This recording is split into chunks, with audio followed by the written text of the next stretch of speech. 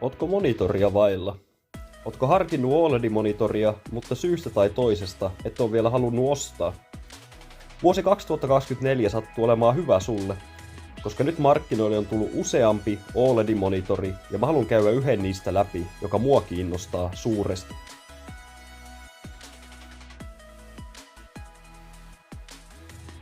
LG:n 32GS95UE-B on 32-tuumainen monitori 4K-resoluutiolla, eli 3840 x 2160 pikseliä.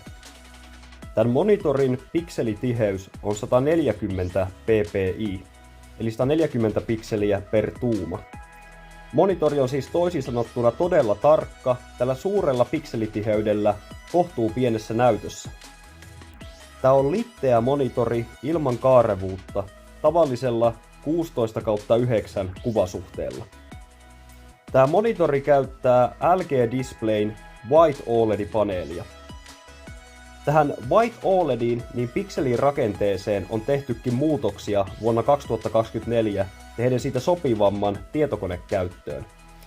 Koska tässä White OLEDissa käytetään myös valkoista pikseliä, mikä ei vastaa normaalia pikselin rakennetta, mihin koneet on tottunut, joka on R, G ja B. Tämä pikselin rakenne onkin muuttunut aikaisemmasta R, W, B, G uudeksi R, G, W, B. Tämä vastaa enemmän tavallisten LED kautta LCD-monitorien pikselirakennetta, joka puolestaan johtaa parempaan tekstin renderöintiin ja myös tekstin ulkomuotoon. Yhdessä tämän suuremman 4K-resoluution kanssa. Verrattuna vaikka viime vuoden LG:n 27GR95QE-B, joka käyttää myös White OLED-paneelia, mutta vanhalla pikselirakenteella ja vain 2K-resoluutiolla. Isoin myyntivaltti tällä monitorilla on niin kutsuttu Dual Mode. Tämän monitorin tavallinen virkistystaajuus on 240 Hz 4K-resoluutiolla, mutta vain yhden napin painalluksella sä pystyt pelaamaan 480 Hz tiputtaen resoluution Full HD:ksi tai toisin sanottuna 1080p:ksi. Eli tää on ensimmäinen julkaistu OLED-monitori, joka kykenee 480 Hz.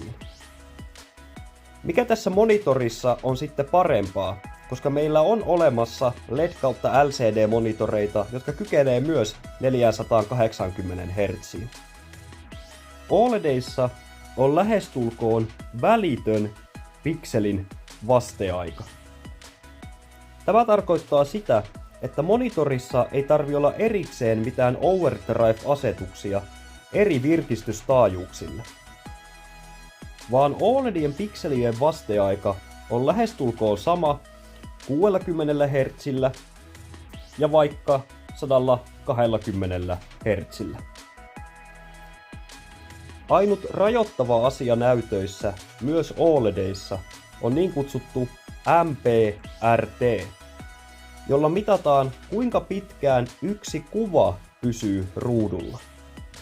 Ja koska kaikki nykynäytöt ovat niin kutsuttuja sample and hold näyttöjä, mikä tarkoittaa, että näyttöjen tarvii pitää virkistystaajuuden vaatima kuva näytöllä niin pitkään kuin virkistystaajuus vaatii. Eli virkistystaajuus rajoittaa näyttöjen liiketoistoa. Esimerkkinä 60 Hz toistaessa kuva pysyy 16,6 millisekuntia näytöllä. Ja 480 Hz toistaessa esimerkiksi se pysyy 2 millisekuntia näytöllä. Eli pikselien pitäisi pystyä vaihtumaan yhtä nopeasti, mitä kuva pysyy näytöllä, että liike olisi täysin sujuva tietyllä virkistystaajuudella. Ja OLEDien hyöty tässä onkin niiden välitön pikselin vasteaika, mikä on lähestulkoon aina alle 1 millisekunti. mikä tarkoittaa, että OLEDien liiketoisto myös näillä korkeimmilla virkistystaajuuksilla on myös huomattavasti parempi mitä LED kautta LCD-monitoreilla, koska se pysyy aina tasaisena, myös VRR:n ollessa käytössä, joka vaihtelee jatkuvasti virkistystaajuutta. Tällä monitorilla on molemmissa virkistystaajuuksissa VESAn Adaptive Sync-sertifiointi. Että monitori saa tämän sertifioinnin, sitä testataan esimerkiksi sillä, että virkistystaajuudet kykenee vaihteluun 60 Hz ja maksimivirkistystaajuuden välillä. Lisäksi, että monitorin pikselien vasteaika ei overshoottaa tai undershoottaa tiettyjä arvoja tämän vaihdellessa. Nämä termit tarkoittaa sitä, että monitorin pitää kerätä tiettyyn sävyyn ajoissa ilman, että se käy liikaa yli tai ali sen sävyn ja vasta sitten jäisi oikeaan sävyyn. Tätä testiä onkin kritisoitu siitä, että nämä arvot ovat aivan liian hepposia ja niiden pitäisi olla paljon vaativampia. Testiin kuuluu myös, että monitori kykenee toistamaan tiettyjä virkistystaajuuksia. Esimerkkinä elokuvissa käytetty NTSC-alueiden standardi 23,97 Hz ja normaali 24 Hz. Ja totta kai kaikki muut, mitä tässä listassa on. Tällä monitorilla on myös VESAn Clear MR 13000 sertifiointi, joka on korkein saavutettavissa oleva tällä hetkellä. Tällä testillä mitataan pikselien vasteaika-arvoja, jolla koitetaan korvata tavalliset GTG- ja MPRT-testit, jotka monitorien tuotetiedoissa on yleensä ylimainostettuja ja jopa valheellisia. Yksinkertaisuudessa esim. Clear MR 5000 tarkoittaa, että monitorissa on noin 45-55 kertaa enemmän selkeitä pikseleitä mitä sumeita pikseleitä. Tähän mittaukseen käytetään monitorin natiiviresoluutiota monitorin nopeimmalla virkistystaajuudella.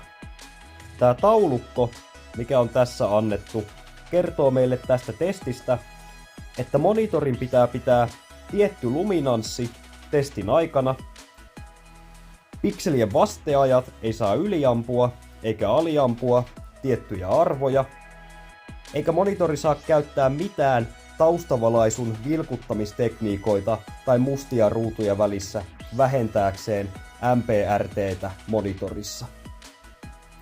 VESA ei ole kuitenkaan antanut tarkkoja tietoja tästä testistä, ja nekin mitä mä löysin, niin en halua mennä liian yksityiskohtaisesti. Joten tässä muutama kuva, joka hahmottaa näiden eri sertifiointien erot. Näitä kuvia myös käytetään tässä testissä.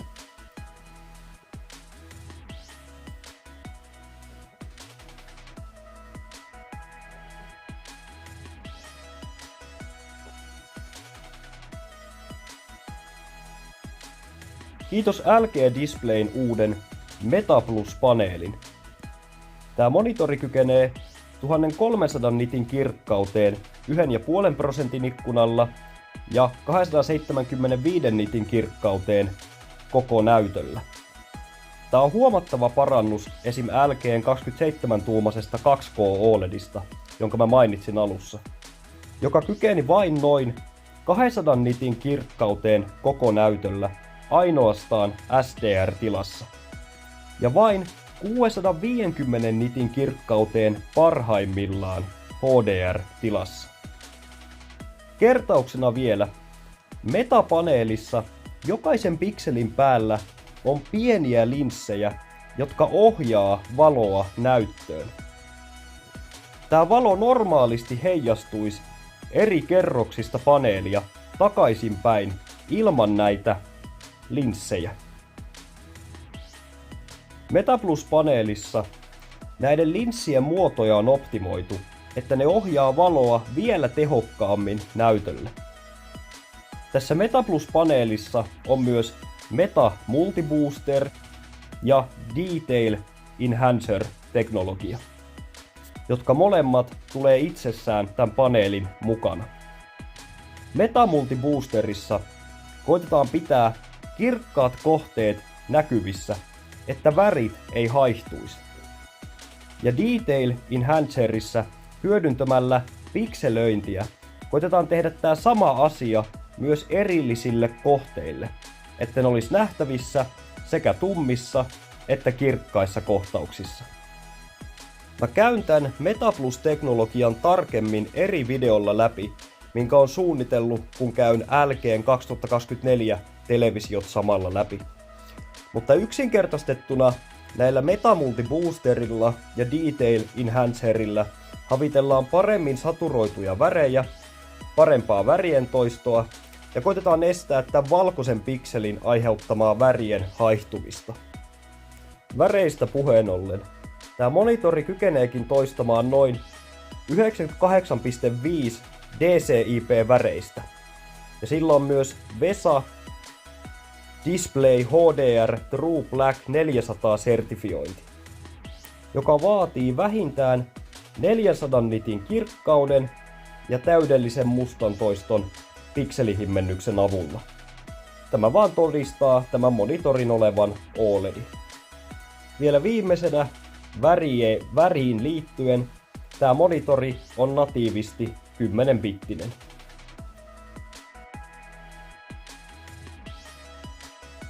Tästä monitorista löytyy LG:n uusi Pixel Sound-teknologia, missä ääni tulee suoraan näytöstä värisyttämällä kalvoja, mitkä löytyy OLED-paneelista. 2 kappaletta woofereita löytyy sisältä, jotka on 2 kertaa 10 wattiset. Tää Pixel Sound on hyvä uusi keksintö, ettei tarvitse tehdä kaiuttimia erikseen paneelin taakse. Ja äänen kohdistaminen on paljon tarkempaa myös.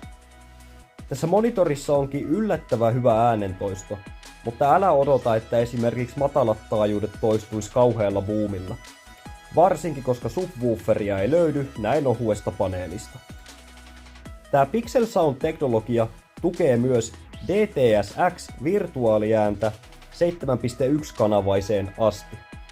Ja monitorista löytyy myös 4-napainen kuulokelähtö, joka tukee DTS-X headphonesia, jos sä haluat kuulokkeita käyttää mieluummin.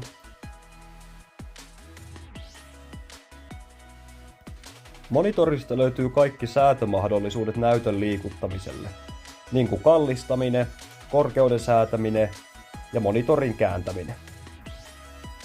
Monitorin jalkaa on myös pienennetty LG:n yleisestä jalkamallista niiden monitoreista, joka oli enemmän V-muotoinen. Nyt se mahtuu paremmin tasolle, jos tasolla on muutenkin vähän tilaa. Monitorin paino on noin 9 kiloa jalustan kanssa.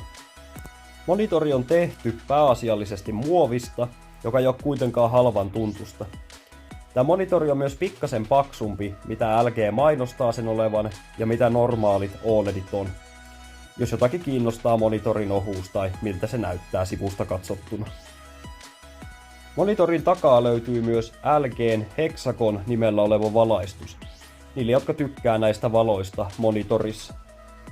Monitorista löytyy 2 kappaletta HDMI 2.1 liitäntää ja 1 kappale DisplayPort 1.4 liitäntää. Nämä HDMI-liitännät on täydellä 48 gigabitin kaistanleveydellä ja ne tukee myös DSC:tä tai Display Stream Compressionia 24 gigabittiin asti. Tämä HDMI 2.1 liitäntä ei tällä hetkellä tue 480 Hz virallisesti, joka saattaa aiheuttaa esimerkiksi pätkimistä ja artifakteja, joten joudut käyttämään DisplayPorttia saavuttaaksesi täyden hyödyn 480 Hz. Monitorista löytyy myös 2 kappaletta USB-A-liitäntöjä, mutta ei USB-C-liitäntää. LG mainostaa tämän monitorin olevan vilkkumisvapaa ja että sillä on alhaisen sinisen valon toisto, mikä joidenkin tutkimusten mukaan vaikuttaa negatiivisesti esimerkiksi unenlaatuun, mutta ihan kuin pelaajat nukkuis.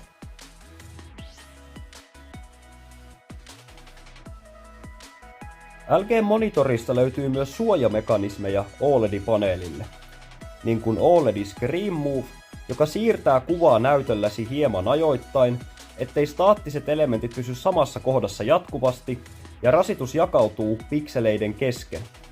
Tämä on monelle huomaamaton prosessi, mutta jonka voi myös ottaa pois halutessaan, jos se häiritsee. Toisena OLED Screensaver, mikä sammuttaa näytön monitorin näyttäessä saman staattisen kuvan liian pitkään, ilman että teet mitään. Ja viimeisenä OLED Image Cleaning, millä voi aloittaa kompensaatiosyklin monitorille manuaalisesti, mikä ehkäisee TFT:iden jännitekynnyksen muuttumista ja estää sen aiheuttamia ongelmia. Hyödyntäen OLED EX:n tuomia hyötyjä myös, jotka tulee metapaneelin mukana. Tämä kompensaatiosykli käy myös automaattisesti 4 tunnin välein monitorin ollessa pois päältä. Muistakaa pitää monitori virroissa, siis että tämä kompensaatiosykli toimii. Tästä monitorista löytyy LG:n tunnettu gamebaari, mikä antaa esimerkkinä FPS-laskurin, Black Stabilizerin ja Dynamic Action Syncin, joka vähentää näytönohjaimen tuomaa viivettä, kun sinne syötetään signaali, vähentäen täten kuvan viivettä ja samalla myös inputtilägiä. Monitorista löytyy myös FreeSync Premium Pro, ja se on myös G-Syncin kanssa yhteensopiva. Tässä näytössä on niin kutsuttu matte-viimeistely, joka estää heijastukset hyvin. Mutta ei esimerkiksi näytä yhtä mustalta, mitä glossy-viimeistelyä käyttävät OLEDit ollessa täysin pimeässä huoneessa. Joitakin pelaajia saattaa häiritä myös matteviimeistelyn tekemä sumuinen vaikutus näytölle, kun valo osuu siihen ja näyttö hajoittaa sen.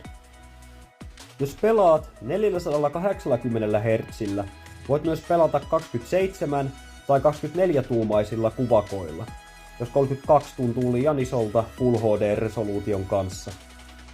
Full HD-resoluutio näillä pienemmillä kuvakoilla ei ole kauhean tarkka, koska nämä kuvakoot eivät ole pikselimäärän mukaisesti skaalattu alaspäin.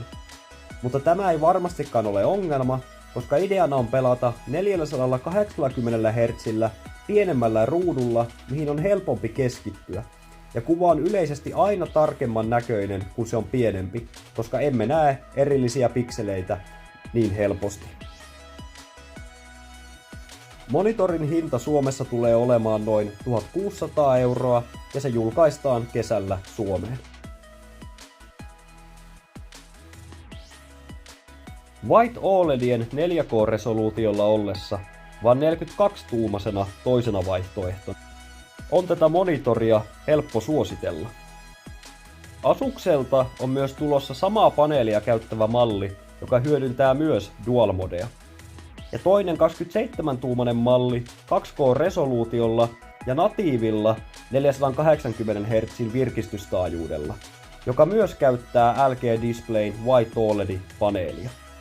Mikä tästä LG-monitorista puuttuu, on kiinnipalamistakuu, mitä ainakin Jenkeissä ne saa 8 vuodeksi. Joten muistakaa, että esimerkkinä Gigantti myy kiinnipalamisturvaa heidän tuoteturvan yhteydessä, mikä kannattaa hyödyntää tämän hintaisessa monitorissa. Kelle mä tätä monitoria sitten suosittelen? Ensimmäisenä, jos sä pelaat pelejä niin kuin Overwatch, joka tukee korkeampia virkistystaajuuksia, niin sä saat täyden hyödyn tästä dual-modesta. Toiseksi, jos sä käytät monitoria sekä pelaamiseen että videoiden tekemiseen tai muuhun produktiiviseen käyttöön. Sä saat sekä 4K:n tarkemman resoluution ja 1080p:n nopeammalla virkistystaajuudella ja voit hyödyntää tätä vaihtelevuutta niiden välillä. Kolmanneksi, jos sä tarvitset monitoria, missä on hyvät kaiuttimet tässä hintaluokassa. Niitä ei nimittäin paljoa löydy. Ja miksei myös vaikka PS5-pelaajille. Koska monien pelien pyöriessä vielä 60 fps:llä. Pleikkapelaajat tarvii mahdollisimman nopean pikselin vasteajan ja pienen inputtilägi, että sä saat kaiken edun peleissä. Ja kuvittele vaikka uusi GTA 6, kun se julkaistaan tällä monitorilla, missä on ääretön kontrasti, joka pääsee myös kirkkaaksi, niin miten mahtavan HDR-elämyksen se luo täydellä 4K-resoluutiolla. LG teki mahtavan ominaisuuden tähän monitoriin, missä vaan napin painalluksella sä saat tuplasti enemmän hertsejä käyttöön. Tänä vuonna, jolloin OLED-monitorit on muutenkin kovassa kilpailussa keskenään. Lisänä vielä 4K-resoluutio, paranneltu pikselirakenne ja enemmän kirkkautta. Unohtamatta LGn gameparia, hyviä liitäntöjä, jotka löytyy kaikki monitorin takaa, ja LGn sisällyttäessä kaikki liitäntäjohdot, mitä tarvit monitorin mukana, saa tää monitori mun respektit. Ei muuta kuin ostoksille, kun tää julkaistaan. Kiitos suuresti, kun katsoit tän video. Jos sulla tulee kysymyksiä tähän asiaan liittyen tai johonkin muuhun, niin pistäkää kommenttia. Ja älkää sponsatkaa tää video, taas saatte ilmasta mainontaa. Se on moro!